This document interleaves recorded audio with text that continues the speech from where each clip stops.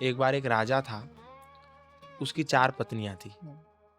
चारों पत्नी में जो सबसे छोटी पत्नी थी उससे सर्वाधिक प्रेम करता था, उसके बाद की पत्नी से थोड़ा कम करता था, उसकी बाद की पत्नी से और कम करता था, और सबसे बड़ी जो पत्नी थी उससे बिल्कुल प्रेम नहीं करता था।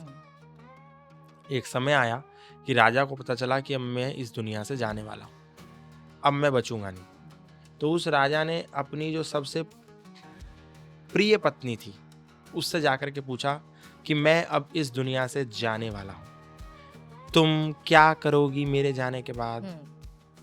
तो उसकी पत्नी ने कहा कि क्या करूंगी, तुम शमशान तक भी नहीं पहुंचोगे और मैं किसी और की हो जाऊंगी। राजा रोने लगा। जिस राजा ने जिस रानी को जीवन में सर्वाधिक प्रेम किया उसके ये शब्द हैं अंतिम समय में कि तुम शमशान तक नहीं पहुंचोगे, मैं किसी और की हो जाऊंगी।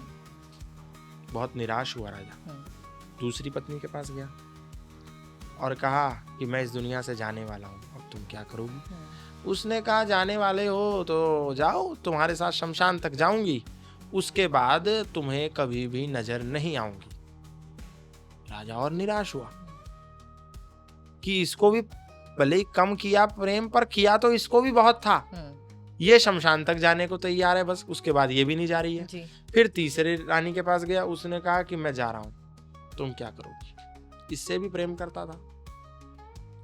उसने कहा कि शमशान तक तुम्हारे साथ जाऊंगी, साल में एक आध बार तुम्हारी याद भी कर लूंगी। ये भी संतोष करने के लिए पर्याप्त नहीं था। बहुत रोया और अंतिम पत्नी के पास गया। किस मुंह से गया ये सोच लीजिए, क्योंकि उस पत्नी को जीवन भर उपेक्षित करता रहा, उसको इग्नोर करता था, उसकी उपेक्षा करता रहा, तिरस्कार और अपमान उसको देता रहा। उस रानी से जाकर के पूछा कि मैं इस दुनिया से जाने वाला हूं, मेरे जाने के बाद तुम क्या करोगी? तो उस रानी ने कहा कि मैं तो जीवन भर तुमको पुकारती थी, तुम्हें आवाज देती थी, तुम जीवन भर मेरी उपेक्षा करते रहे, मुझे इग्नोर करते रहे, मेरा तिरस्कार और अपमान करते रहे, लेकिन फिर भी तुम्हारा साथ मैं कभी नहीं छोड़ूंगी। अब राजा के आंखों में दुगने आंसू थे, दुख के, पीड़ा के, पश्चाताप के, कि जिस रानी की उपेक्षा करी वो कह रही है कि तेरे साथ रहूंगी समय हमेशा सर्वदा जी। वो पहली रानी कौन थी जिससे राजा ने सर्वाधिक प्रेम किया, लेकिन उसने कह दिया कि शमशान तक नहीं जाऊंगी, उस शमशान तक तू पहुंचेगा नहीं, किसी और की हो जाऊंगी। वो थी राजा की संपत्ति, धन, संपदा। जीवन भर प्रेम किया, राजा शमशान तक नहीं पहुंचा, और आज व्यक्ति शमशान तक नहीं पहुंचता, संपत्ति पर मरे हुए व्यक्ति का अंगूठा भाई ले लेते हैं जी। पुत्र ले लेते हैं, और उसके शमशान में अग्नि संस्कार होने से पहले ही संपत्ति किसी और की हो जाती है। दूसरी रानी जो कह रही है शमशान तक जाऊंगी, व्यक्ति का शरीर जी। उसके बाद कभी साथ नहीं दूंगी।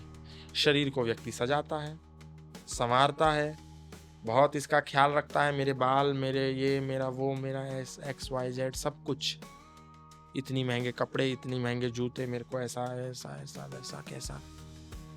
वो शमशान तक जाता है, उसके बाद उसका भी काम खत्म। तीसरी रानी जिसको वो हमेशा साधता है, प्रेम करता है, वो व्यक्ति का परिवार, व्यक्ति के सगे संबंधी, व्यक्ति के इष्ट मित्र, व्यक्ति का सर्कल, उसी में लगा रहता है, पूरा समय उनको देता है। पर वो भी शमशान तक जाते हैं और साल में कुछ बार याद करते हैं, फिर वो भी याद। और चौथी रानी जो हमेशा उसको याद करती है, पुकारती है, बुलाती है, लेकिन वो कभी उसकी तरफ देखता ही नहीं, वो है व्यक्ति की आत्मा।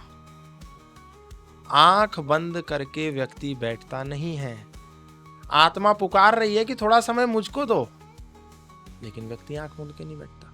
पैसा कमाना तो कोई बुरी बात नहीं है, पैसे को प्रेम करना कोई बुरी बात नहीं है, क्योंकि वेद ही कहता है वयम श्याम पतयो रैणाम, हम सब धन ऐश्वर्यों के स्वामी बने, हम सबसे अधिक धनवान होने चाहिए, हम सबसे अधिक ऐश्वर्यवान होने चाहिए। वेद नहीं कहता कि फटे पुराने कपड़े पहन करके घूमो। इसीलिए पैसा भी जरूरी है, उसको भी साधिए, और शरीर भी बहुत महत्वपूर्ण है, इसको भी संवारिए, इसको भी संवारना कोई मना नहीं है। और परिवार और सगे संबंधी भी आवश्यक है, इनको भी समय देना है, लेकिन आत्मा को भी नहीं छोड़ना है। आंख बंद करके 10 मिनट के लिए खुद को भी समय देना है जी।